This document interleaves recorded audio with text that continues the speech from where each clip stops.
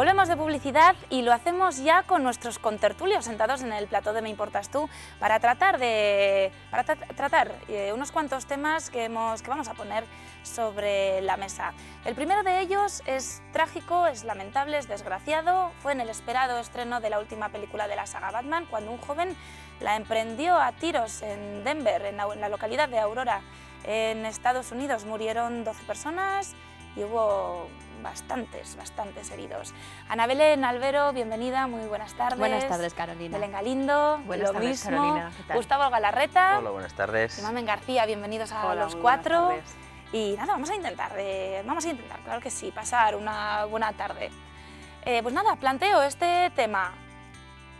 ¿Cómo lo tratamos? Porque vamos, es intratable casi esto, que vuelva a ocurrir una desgracia así, ¿no? Sí, al final la sociedad americana con su acceso tan fácil a las armas, pues se repite otra vez, vamos, cada X tiempo tenemos actuaciones que se denominan oficialmente, policialmente y judicialmente como AMOC. Los AMOC son, sí, es una palabra malaya que viene de lo que es son episodios totalmente de ira irracionable y violencia extrema. Entonces, antiguamente, hace 200 años, cuando empezó el sistema de las armas de fuego, entonces empezaron a verse los primeros casos. Pero actualmente, con el fácil acceso que tiene la sociedad americana a las armas, se están repitiendo desde el trágico Columbine, donde murieron 32 personas, no olvidemos, se están repitiendo episodios de violencia extrema. Pero lo que hay que hacer un pequeño punto es sobre cómo se está trasladando los tiradores activos o AMOC a la sociedad europea. Actualmente hablábamos fuera de plató de cómo en Finlandia el último caso se produjo en abril.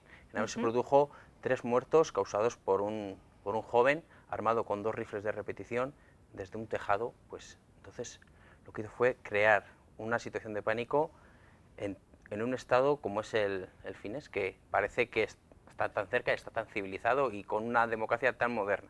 Pero bueno, en Estados Unidos la segunda enmienda dice que todo estadounidense tiene derecho a tener un arma de fuego para defenderse, para defender su casa. Pero bueno, no sé si mis compañeros de tertulia tienen... No, hablábamos antes, ¿no? Si la sociedad americana es tan diferente a la nuestra, a la europea, o no, que comentábamos que sí es diferente, sobre todo en ese acceso a las armas, ¿no? Yo últimamente, algunos artículos que he leído estos días sobre el tema de la tenencia de armas o no, he leído opiniones a favor, opiniones en contra. Hablábamos fuera también de que es cierto, yo también estoy de acuerdo en que la tenencia de armas tiene que estar regulada, por supuestísimo, pero los que están a favor del sistema americano, digamos, hablan un poco de esa segunda enmienda que dice que tienes derecho a tener un arma para defenderte incluso del Estado, porque los sistemas totalitarios lo primero que dicen, ¿no?, es restringir la tenencia de armas, ¿no? Segunda enmienda, pero lo que sí, 1791. pues eso, que estábamos hablando de otras épocas, ¿no? Y además que la cuestión, lo que decíamos, defiende tu casa ahora con una pistola doméstica, ¿no?, de un ejército como el americano, no tiene ningún sentido. Sí, es sorprendente, además que en este momento en el que en Estados Unidos ya están preparándose las próximas elecciones, nadie se atreve a tocar esa enmienda, porque hay un 70% de ciudadanos que siguen apostando por mantener la ley en vigor, ¿no? O sea, nadie quiere que le toquen esa opción de tener las armas en casa, lo cual es durísimo e incomprensible para una sociedad como la nuestra, ¿no? Además, ¿no?, en la zona donde ha sido, porque creo que es muy cerquita de Columbine, a unos 30-40 kilómetros, y yo creo que ahí especialmente hay muchísima cultura, ¿no?, de tener un arma en casa. Como indicas, Columbine fue el punto de inflexión para el estudio de este tipo de episodios. A raíz de Columbine se empezó a estudiar de forma ya más metódica por parte de los psicólogos y forenses, psiquiatras y todo el mundo relacionado con el ámbito policial y judicial. La mayor matanza se produjo en Estados Unidos, pero en los últimos estudios los ha hecho la señora Geipel, una psicóloga alemana, sobre los episodios violentos de AMOC que se denominan aquí en Europa. Pero yo tengo intriga, si, por ejemplo, a mí me puede dar un amok de estos, Gustavo. Yo aquí que parezco tan normal, ¿no? De repente se me cruza el cable, me pongo aquí y entro el próximo día que me llames para la tertulia, vengo con la metralleta. O sea, quiero decir, ¿qué es lo que influye? Los estudios ¿Hace falta tener una predisposición o no, cualquier cosa en tu vida te puede afectar de Los estudios manera? indican que no hay perfil de lo que es el asesino metódico, ¿no? Que no hay un perfil todavía creado, pero sí hay unos factores que los unen, unos casos con otros, por muy distante que sea, pues, en Europa o en Estados Unidos. Esos son el aislamiento social, las ganas de acabar con una situación que ellos entienden como acoso hacia ellos, luego la forma de ver la realidad, que ellos no lo perciben como nosotros, pero también hay unos sistemas de alerta que se están empezando a poner en trabajo en las policías, que son los indicadores en las redes sociales, importantísimo, aislamiento social, personas o la comunidad de profesores, la comunidad educativa, tiene que saber leer esos indicadores, esas personas que se autoaíslan del resto o que perciben la sociedad que le agrede hacia esa persona, ¿de acuerdo? Una amenaza hacia ellos. Y luego yo creo que también las familias, el 40% de los que han sido protagonistas de un amok, el 40% de las familias indican que los 3 meses anteriores cambiaron radicalmente de forma de actuar, ¿de acuerdo? El asesino de Denver, 3 meses. En 3 meses hizo acopio de 6.000 cartuchos de munición, claro, explosivos. esa es otra, ¿no? Porque tenía un arsenal Internet, en casa. Exactamente, y lo había comprado por terrible, internet. grande. La legislación permite, en Estados Unidos permite el acopio de hasta 6.000 cartuchos de munición. Aquí en España, la intervención de... Sí. Es que te echan de casa. Sus juguetes y La 6.000 intervención de cartuchos. armas impide el acopio de esa munición. Cada arma tiene una guía de pertenencia y esa guía de pertenencia es donde se cuña la compra de munición. Aquí es impensable. Pero en Estados Unidos no. Suelen ser personas también muy inteligentes, ¿no? Porque este chico estaba haciendo un posgrado, creo, de neurociencia. Sí. Por eso, muchas veces el aislamiento de personas que se aíslan para estudiar concienzudamente un tema también indica que se aíslan y perciben la realidad de otra manera, ¿de acuerdo? Los episodios de ira frenética no estudiar tanto, ¿no? No. No parece que nos vayan a ver. Hay que airearse un poco, hay que salir. El asunto de la responsabilidad. Fíjate, estaba hablando ahora Gustavo y cuando hablabas pensaba en el impacto que supone normalmente para el ciudadano no amok, el que no tiene los síntomas, ¿no? La situación incomprensible, ¿no? El neurótico medio, exactamente. Sí. Y la responsabilidad que tenemos muchas veces los medios de comunicación.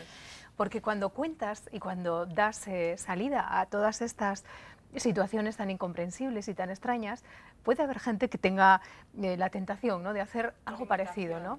Hay gente que está ya mal, enferma, predispuesta. De hecho, nosotros, los medios de comunicación, claro, los suicidios, por ejemplo, no se nos hacen... Hay un código deontológico no escrito, eso es. Puede saber que ha habido, pero se intenta evitar dar la noticia por eso, porque dicen que puede haber riesgo de imitación. Que ocurre lo mismo con el caso de violencia de género, ¿no? O sea, efecto espejo, efecto dominó, y es muy peligroso, y a mí me parece que tenemos aquí mucha responsabilidad. ¿Os acordáis de Utoya? ¿Cuántas cartas recibía este hombre en la cárcel, que tenía legiones en las redes sociales de fans, de pseudoimitadores que no llegaron a plasmar esa locura, pero que sí estaban rendidos y admiradores absolutos de lo que había hecho, ¿no?, de esta hazaña terrible y sangrienta? A mí me da mucho miedo. A mí me da mucho miedo lo que puede ocurrir después de contarlo, ¿no? Sí, la globalización llega también al tema de los asesinos. Eso quería plantearos también, llegar al momento. No solo momento Estados Unidos, no solo Estados Unidos, en Europa, los países del norte tienen unos índices muy altos. Hablábamos de Finlandia. Finlandia es el tercer país en el mundo con el ratio armas personas que habitantes. Después de Estados Unidos, un país con no sé cuántos millones de habitantes tiene Estados Unidos, muchos, pero Finlandia es un pequeño país y es el tercer país en ratio de armas habitantes, Finlandia, donde se produjo el desgraciado accidente de los 3 muertos por este psicópata o amok, denominado amok. El de Denver, volviendo al caso de Denver, no se produjeron más muertos porque se le encasquilló el fusil automático que tenía, ¿de acuerdo?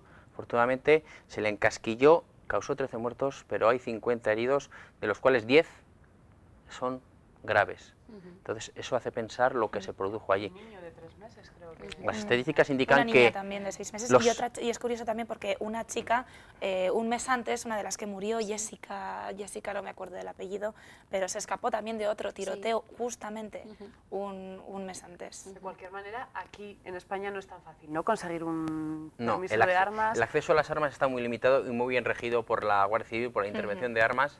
Entonces hay que tener una formación profesional dedicado al mundo de las armas, o ser cazador, o la licencia, por ejemplo, F, que es deportiva, pero limita mucho el tema de acceso a las armas, la legislación española, cosa que está muy bien. Pero también hablamos de, aquí en Navarra, por ejemplo, un mundo rural en el cual las escopetas de caza están a acceso de muchísimas personas. ¿Quién no tiene en casa una escopeta en el pueblo? En el pueblo. En el mundo rural, muchas veces los padres han sido siempre cazadores, ¿de acuerdo? Entonces, todo ese acceso a las armas, a escopetas, sobre todo escopetas que son del calibre 12, de gran poder para hacer mal, ¿de acuerdo? Entonces, aquí se regula muy bien, pero tenemos casos también de AMOC en España. El último que se registró no hace mucho fue una persona que entró en Madrid, en una iglesia en Madrid, mató a una persona que estaba rezando, mató a una persona embarazada y luego se suicidió él, ¿de acuerdo? Y yo siempre pienso, ¿por qué no se pegan el tiro primero ellos, antes de nada? Siempre igual, siempre pasa el trastorno de la realidad. Muchas veces los psicólogos dicen que no perciben la realidad como nosotros. Entonces, pues, hay que estar atento, lo comentábamos anteriormente, hay que estar atento a los indicadores, a personas que puedan encender la luz roja de peligro, de decir, cuidado con esta persona que se aísla, que viste de negro, que tiene un perfil de Facebook con 2 pistolas cruzadas. Eso nos parecen tonterías, pero se estudia, ¿de acuerdo? Está muy curioso también la formación a los profesionales, a los policías de calle, ¿no? Porque ahora mismo en este país, que no estamos habituados, ya empieza a trabajarse por ahí, que a mí me parece muy interesante, pero es el primero que actúa. En este caso, el patrullero, el policía de a pie, por ahora no tiene formación cero sobre el tema de AMOC o asesinos múltiples, tenemos cero formación. Se está empezando ahora, a través de asociaciones o sindicatos policiales, se está empezando a formar, ¿de acuerdo? También las academias de policía, estamos empezando a coger información de otras academias, como es el caso de Lieja. En Lieja, un instructor muy reconocido por su trabajo, que es Claudio Mónico, ha impartido unas clases aquí en España sobre lo que son los casos AMOC. En Estados Unidos, las clases de los institutos están protegidas con cerraduras AMOC. La cerradura de la puerta, cuando el profesor entiende que hay un AMOC, que hay un peligro de una persona que entre a la clase, como se ha dado casos, lo que hace es presionar un botón de pánico y ¡pam!, automáticamente esa cerradura queda cerrada y el personal que está fuera o la persona que quiere acceder se cierra. Sistemas AMOC. O sea, en Estados Unidos... ¡Qué barbaridad! Un poco de pánico, ¿no? Que lleguemos hasta este punto. Hombre, recordamos los arcos de seguridad. ¿Dónde están los arcos de seguridad en Estados Unidos? Claro, en los colegios, en los institutos, universidades. Entonces, eso aquí en España es inconcebible, ¿no? Pero bueno, aunque ahora con las mafias y los grupos también que empiezan a actuar, es otro tipo de violencia, ¿no? Sí, de todas formas. Estamos hablando de armas blancas, cinturones o cosas que pueden ser armas blancas o agresiones manuales. No, y en todo caso, yo también distinguiría entre los asesinatos sin causa y los pasionales. Aquí somos cultura mediterránea, aquí siempre, porque también tenemos lo nuestro, no vamos a pensar que solamente los nórdicos y los americanos, no les vamos a echar la culpa, aquí tenemos lo nuestro, pero yo creo que aquí hay un porqué. Y casi siempre tiene que ver con la pasión, con el amor, con eso, exactamente, con los celos, con incluso el dinero. Hay algo que quieres conseguir o algo que te han hecho y tú te resarces, te vengas, etcétera. Pero el tener una cuestión inexplicable es lo que nos distingue, ¿no? De alguna forma diferencia ese tipo de asesinatos de los que tenemos más cercanos normalmente, ¿no? Sí. Yo la verdad que estamos empezando a trabajar en el tema ese en el ámbito de las fuerzas y cuerpos de seguridad del Estado, pero comentaba anteriormente de la psicóloga Inés Geipel. Ella fue víctima también de una matanza en Alemania, en su país, en la cual 13 muertos hubo. Entonces, a raíz de ahí empezó a investigar y entonces no son tan... Cuando ella enumera los casos AMOC aquí en Europa, estamos hablando de 2011, ¿de acuerdo? 2011 hay 8 casos AMOC. Se le da poco a repercusión en los medios, también por miedo al efecto espejo. Bueno, también es interesante lo que comentabas, ¿no? La propia formación de los que habitualmente llevan armas, el propio control y seguimiento, ¿no? Seguimiento de esas personas que portan armas, porque pueden, a lo largo de su carrera profesional, pueden sufrir un desequilibrio, pues claro, como todos, pero portan armas. Entonces, el control es férreo, es muy férreo en el tema de control de formación y seguimiento. De todos modos, ¿tendríais un arma si pudiéramos tener en casa? No. No. Y aparte yo comentaba afuera también, dices, es que ya solo cogerla impresiona y hay que saber utilizarla, porque no es solo darle al gatillo, Mi ¿no? padre, como decía Gustavo, en el pueblo tiene una escopeta que nunca la usa porque es que encima no va a cazar. Digo yo, ¿qué hace este hombre con esta escopeta aquí tantos años? Y una vez vinieron, recuerdo, porque se le había caducado el permiso, se llevaron la escopeta. Mi padre se dio un susto de muerte porque pensaba que había hecho algo, que se lo llevaban al cuartelillo, pero sí que es cierto que se lleva un control por parte de la Guardia Civil, se llevaron la escopeta, luego pues se renovaron los permisos y sin problema. Pero sí que es cierto que verla ahí en el armario, a mí que... Da respeto. Sí, a mí me daba como yuyu, era como que no se mueva mucho, que se quede aquí quietita. La persona que tiene primer contacto con un arma de fuego y no le tiembla la mano, si no suda, no tiene una inquietud, cuidado con esa persona. Malo. Es que yo creo que hay una cultura detrás, ¿no? O sea, nosotras nos preguntas si, aunque tuvieses la opción y a pesar de tener un peligro real, yo creo que es muy difícil que te acostumbres porque es cultural. Has tenido que verlo, has tenido que respirarlo en el ambiente y no estamos preparados, ¿no? Yo creo que ojalá se mantenga esto. Y la escopeta es para cazar, quiero decir. Claro. Y aún así te impone. Imagínate si la tienes para defenderte de otro ser humano, o sea, es que es horrible. O sea, ya casi te predispones a que vivir en esa cultura alguien venga y con esa presión tienes que haber nacido ahí para comprenderlo o para asimilarlo de alguna manera, a pesar de lo complicado que es, ¿no? Bueno, esto es lo que opinan nuestros contertulios, lo que opinamos aquí en Me Importas Tú. Hemos también salido a la calle para ver qué opinan los navarros sobre este hecho, en concreto que ocurrió la pasada semana en Denver. Aparte había luna llena, o sea que cuidado, Pues es una barbaridad. La gente está muy desequilibrada, estamos. Pues la verdad me parece muy mal, o sea, es cuestión de no sé, una persona que está fuera de sí y es incomprensible una cosa así. Pues que es una barbaridad, ¿qué voy a pensar? Otra de las burradas americanistas, allí todo Dios puede tener armas, todo eso, están locos perdidos. Intentan volvernos locos al mundo entero. Armas las tenían que tener los que están autorizados nada más. Los demás no tienen por qué tener armas ninguna. Digo yo, vamos. En contra total. Total. Soy en contra totalmente de las armas, en todos los sentidos. La base es eso. Y después, pues la educación que tienen los americanos... Lo debieran de controlar, puesto que la gente, por lo que se ve, está descontrolada. Entonces, por lo menos un control psicológico. Es otra barbaridad mayor. También me parece fatal, yo creo que las armas incontroladas es un peligro. Esas eran las palabras de los navarros a los que hemos preguntado sobre este tema. Y quería poner también otro tema sobre la mesa. ¿Serían casos amok también, Gustavo, el pirómano que incendia algo? No. Los casos amok son desequilibrios totalmente. Vale. Son episodios puntuales de lo que es ira incontrolable, ¿de acuerdo? Ya sea con un arma de fuego o antiguamente con armas blancas, ¿de acuerdo? Son episodios muy concretos de ira incontrolable. Es lo que se denomina psicológicamente como amok. Lo del pirómano sería ya otro cosa, proceso no sé más si deliberado. con el Código Penal o la ley de... No, a ver, estamos hablando de desequilibrados exactamente en un tema y en otro. Pero muchas veces detrás de los incendios y pirómanos hablamos el otro día que se esconde el tema económico.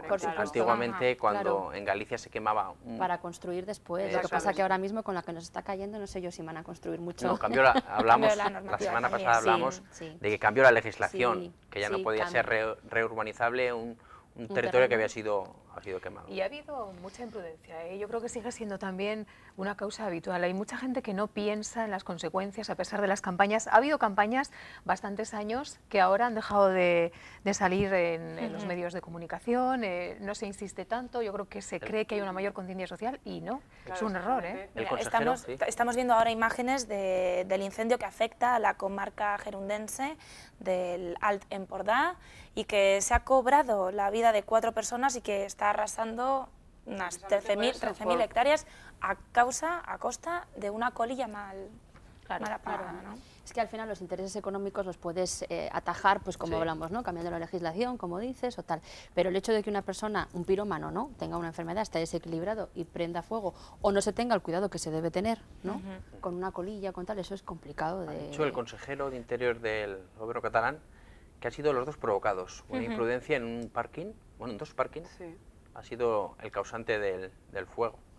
500 efectivos de bomberos de la Generalitat, más 200 de la UME, de la Unidad Militar de Emergencias, están trabajando actualmente. El perímetro era de... Lo he leído, no me lo sé de... Sí. El perímetro era de 13.000 hectáreas y 9.000 ya habían sido devastadas. Sí. Y eso que en verano se intensifican muchísimo, ¿no? El tema de los efectivos. De hecho, esta mañana nosotros en la radio hablábamos con un responsable y nos contaba que se duplica la plantilla en estos meses de verano, que se trabaja de una manera importantísima. Hablábamos de la importancia de concienciarnos sobre todo a nosotros mismos. Yo creo que tenemos que tener un poquito de cuidado, la gente que fuma, que no tire la colilla por la ventana, cuando vamos al campo no dejar basura, recoger todo lo que pueda ser susceptible de crear una pequeña llamita, que muchas veces no nos damos cuenta, y un plástico, un metal se recalienta por efecto espejo. No hay que tener mucho cuidado también con los motores que llevamos al campo, porque se recalientan y lo mismo.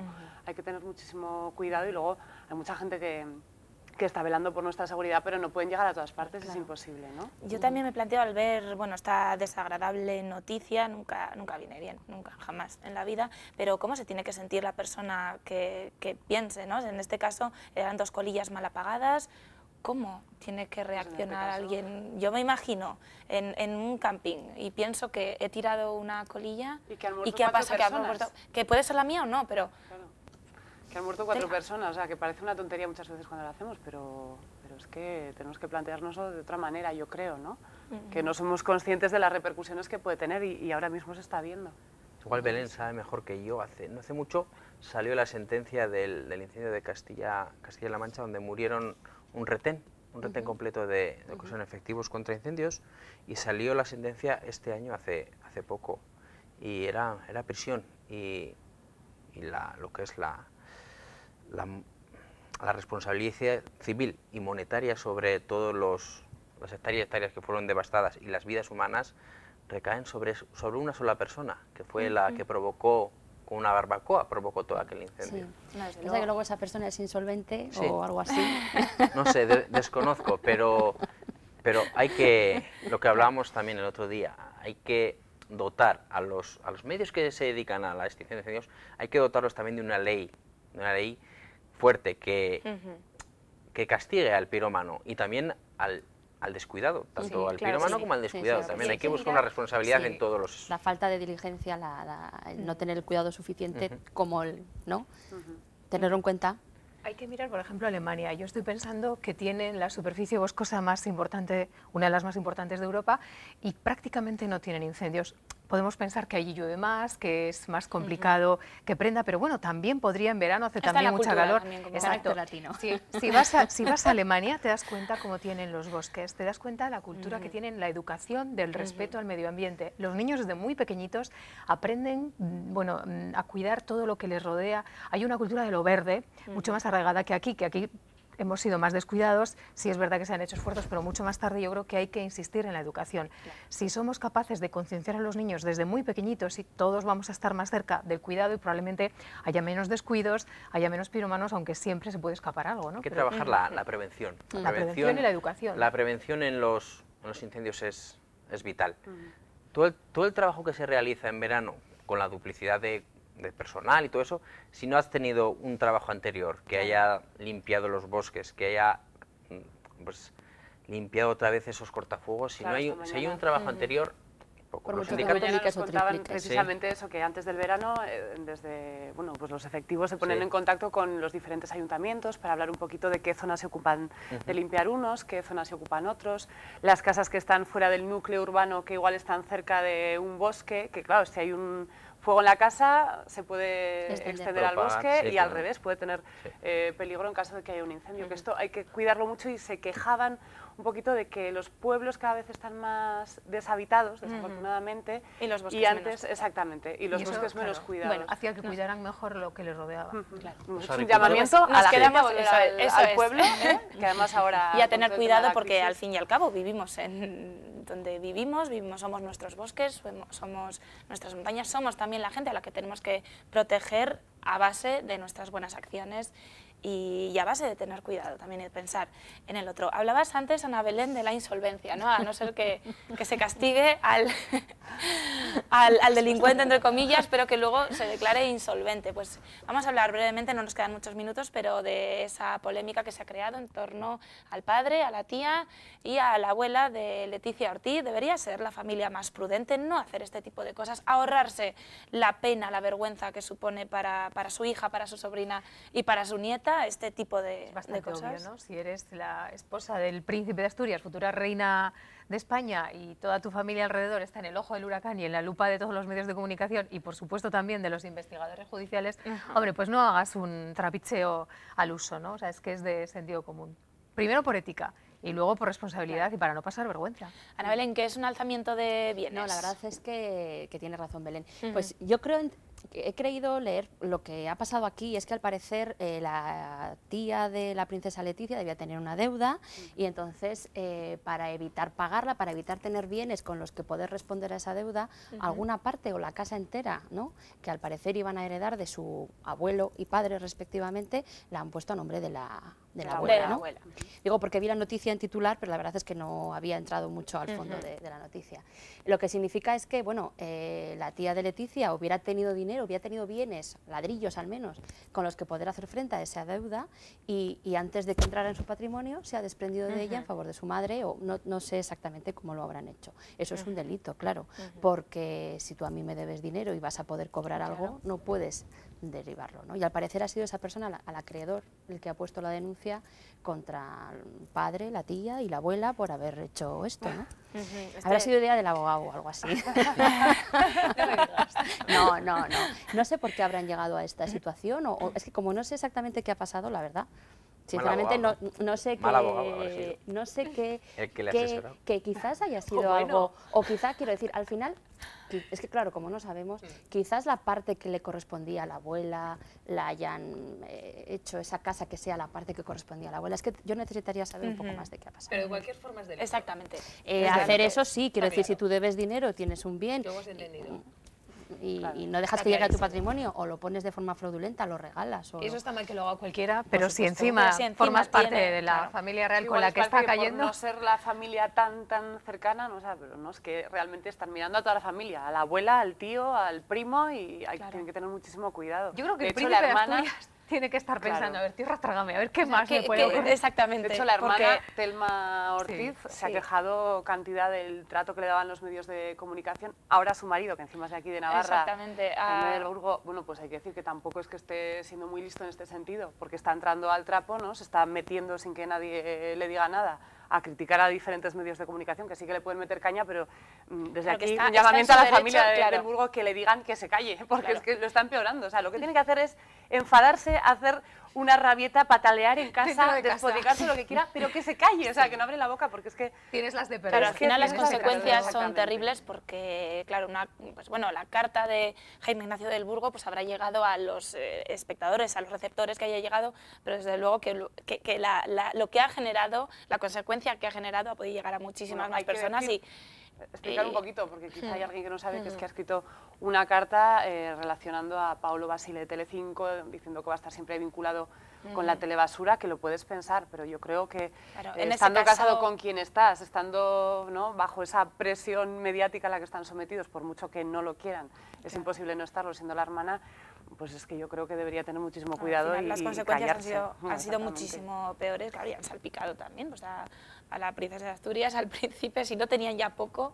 No hay cosa peor que hablar para que hablen más de ti. En este caso, si es la prudencia, yo creo que el callarse, la cautela y el seguir con lo suyo es lo mejor, porque si no les das herramientas a los medios que realmente van a la yugular, no tienen nada que decir. si les das una carta de este tipo, como dice Mamen, es que estás perdido, ¿no? O sea, no has hecho más que alimentar ese fuego, claro, nunca les mejor dicho, lo de les los has dado pirómanos, alimento. en este caso mediáticos.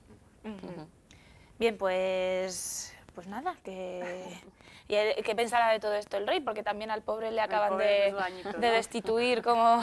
Mira, pero el rey era un poco el pobre Froilán con la escopeta y hemos tocado un poco todo, ¿no? La familia real española, si la británica lo tuvo hace unos años, está de Annus Horribilis, no sé cómo se dice exactamente, pero este es su año horrible, de arriba abajo en latín, en griego y en el idioma que sea. Y el rey también tiene mucho que callar, pero a mí me da bastante pena el príncipe, fíjate, que es el único que por el momento...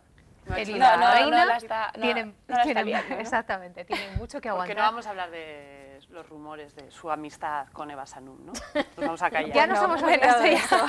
Bueno. Aunque a lo mejor tiene alguna otra cosa que callar, por ahí coleaba pero no algo, la conocemos. Y él es el único que a día de hoy mantiene un poquito, creo, sobre sus hombros la poca dignidad que le queda a la familia real en este momento en el que estamos hablando de delitos comprobables, ¿no? Y de los rumores y del malestar que hay en la calle. Presuntos delitos. E incluso doña Leticia, ¿no? Que se le ha criticado muchísimo y ahora mismo yo creo que está dando ejemplo, por lo menos con el comportamiento, ¿no? De no hacer ruido, que ya es bastante, visto lo que tienen entre manos. Complicado papel, de cualquier forma. No me gustaría nada estar en su papel. Es lo que tenemos los plebeyos, cuando entramos a formar parte de la monarquía, es lo que tiene. Tenemos, lo dices por experiencia, ¿no? Claro, yo como plebeyo que soy, cuando el resto de los plebeyos forman parte de una monarquía, pues es lo que arrastramos, ¿eh? Miserias. ¿No? Antiguamente... Gustavo, que así no nos vamos a hacer carrera, ¿no? Las casas reales... Estás vendiendo fatal. ¿Qué hacíamos? Las casas reales ocultaban todo es debajo de la alfombra, pero pues ahora los señores... está cambiando, yo creo que no nos olvidemos del señor Urdangarín y los señores Roca Solano, pues es lo que tiene, ¿no? Todos tenemos juntas de tráfico por pagar, todos, pues, ellos a un poco a un nivel más elevado, pero tienen cargas detrás. Pues oye, bueno, yo ahí lo dejo. Pues ahí lo dejamos, esta tertulia ha quedado para bastantes temitas, además nos lo hemos pasado muy bien, ¿no?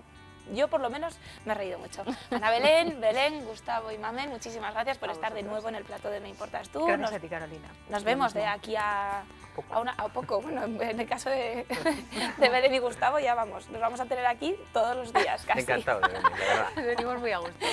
Bueno, pues muchísimas gracias a los cuatro. Y nosotros ahora, pues después de esta calorada tertulia, después de todos los temas que hemos tocado, vamos a hacer una pequeña pausa y volvemos con más cosas, con el mundo del consumidor, con Susana Arizkun, que nos va a dar unos cuantos consejitos. Después de la publicidad, volvemos. ¿Qué tal? Muy buenas tardes. Pues bueno, ya veis que hoy hemos querido venir hasta Casa Arteta. Aquí estoy con mi amigo Pablo. Pablo, encantado. ¿Qué nos vas a preparar hoy? Bueno, hoy vamos a hacer un ajuarrero con gambas, ¿eh? Un plato típico navarro que nos va a quedar muy bueno. Rico. Vamos a hacerlo, tenemos todos los productos. Vamos a explicar un poquito los ingredientes.